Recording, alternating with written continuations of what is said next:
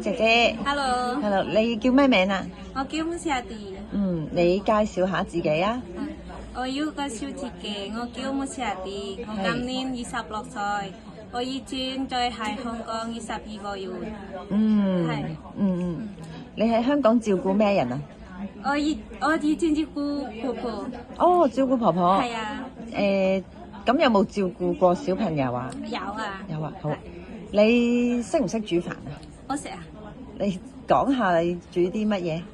我識煮白煮雞、小雞、白粥同埋菠蘿雞翼、菠蘿咕嚕肉。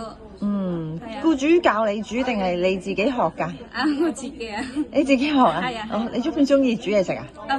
我中意啊。